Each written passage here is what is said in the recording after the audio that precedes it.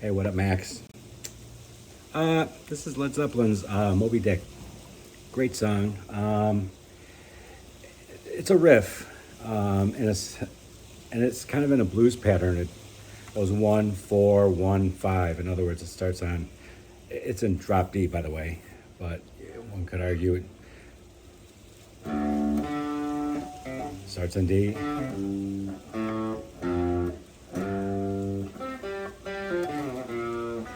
To a G, back to a D, and then it's going to go to an A,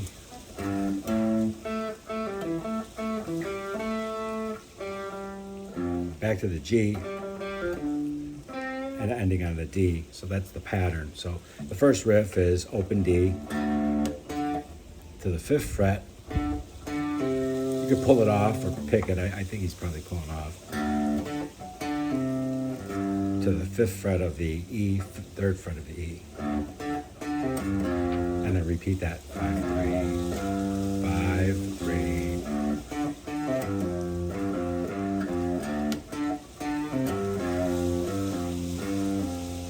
And the next one, he's going to the G. There's a G, it's the 5th fret. So once again, it's 5 on the D, 2 times, to the 3 on the D, to the 5 on the A, to the 1 on the A. So that's first part of it. And then 3 1 3. So now you can hear it if you listen real closely. He slides back up to that 5 on the E, on the E string, or D string now.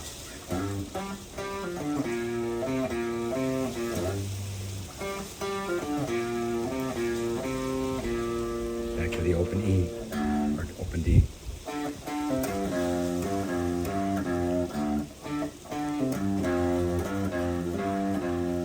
Then to the 7th fret.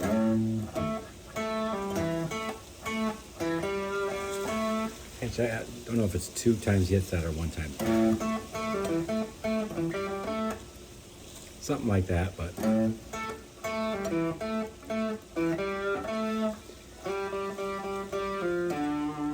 so that whole part is 7th fret on the E, 7th fret on the D, to the 5th fret of the D, then 7th of the A, and then 7 on the D 2 times to 7 on the A, 5 7 on the D,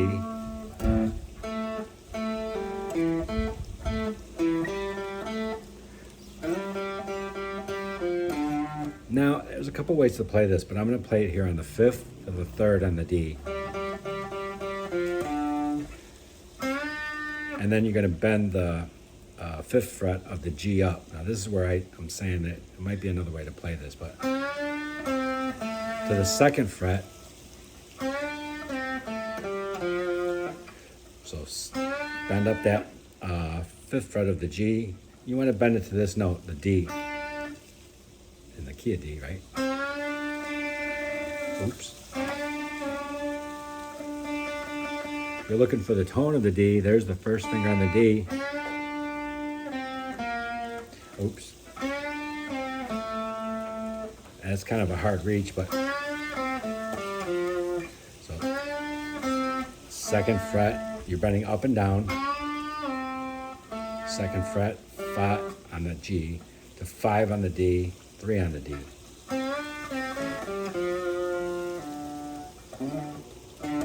Ends on the D.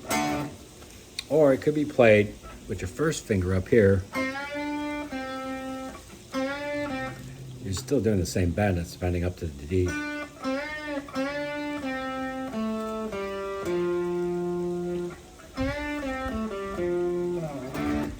That might be, and then you're ready for that D power chord.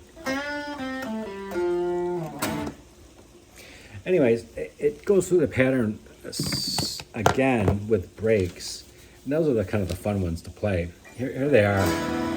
And a little sweet picking from Paige on this first one. It's it's only 3 strings, but, and that's all down strokes.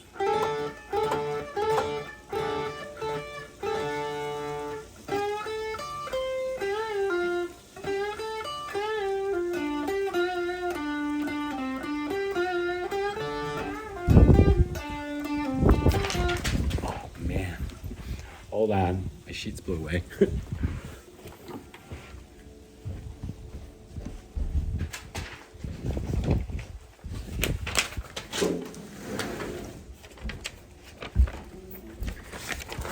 I'll have to edit that out. So once again, here's the lick. So he's bending the 12th fret on the G, and then playing the 10th on the B and the E.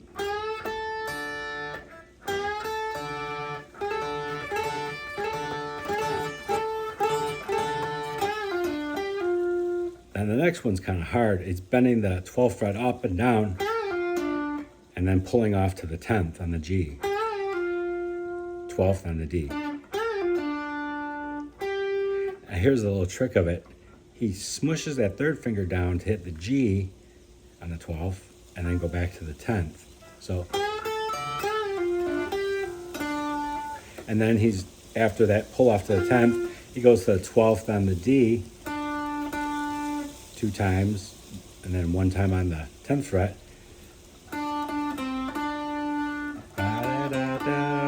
And then smushing again and hitting the 12th on the G to the 10th on the D, on the G. So here's the whole thing. There's a lot of this trickery like that. It's a very 70s thing. There's a lot of people that kind of did that. Hendrix, notably Clapton, whatnot.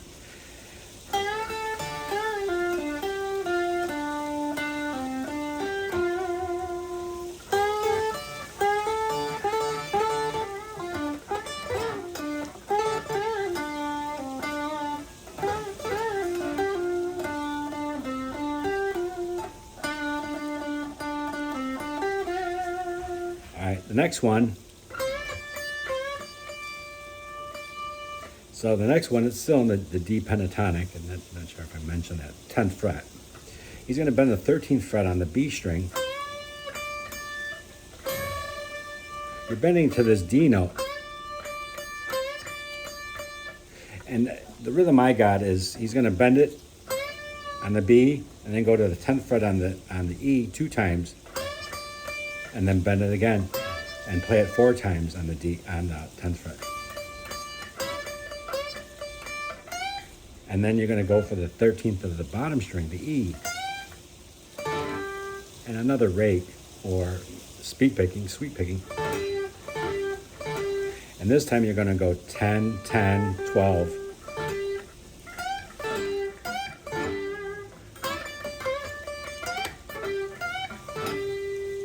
Pretty cool lick.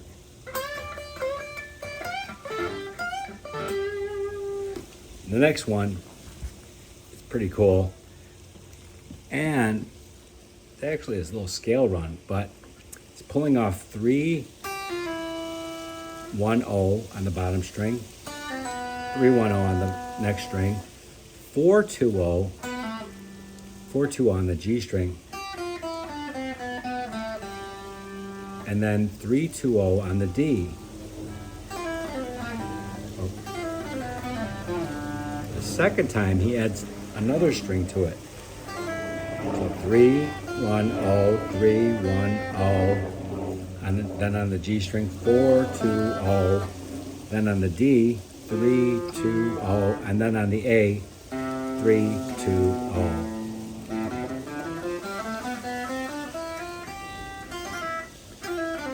Oh. Oops.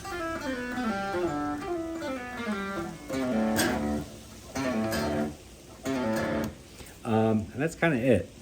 Have fun with it. Another thing to note, Page was a master guitar player. So there's subtleties that you don't know are in there. And if you really weren't listening carefully or analyzing your own playing, you wouldn't understand that he's kind of pulling some of these notes, you know. There's a little bit of a pull there. It almost adds a certain amount of dissonance. That was on purpose. Make no mistake about it. He had mentioned it in some interviews or articles I've read, interviews, and he had mentioned even an easy riff like Whole Lot of Love, he was bending notes. He was bending some of the riff notes, and that was on purpose to add dissonance, tension. And it's a huge part of his playing, and not a lot of people address that. They will not. They don't even. It's not that they're not playing it right, but that's the nuance. That's what separated him from everybody else. I mean, the attention is in the details. So anyways, I would recommend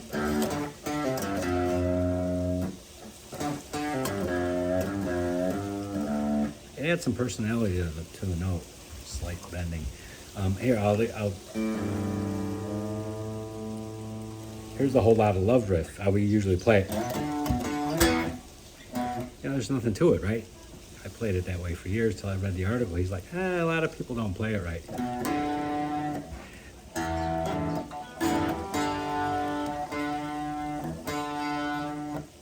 That is ever so slightly bent. Give it a listen. Listen to it real carefully. You'll hear it. It's not just, it's kind of boring. He was like, and in his words, I believe, is something to the effect that it does add some tension or dissonance to it, which is always a good thing in rock. Any music, really. All right. Hopefully that helps. And great drum solo after that. I can't help you with that. All right. Take care.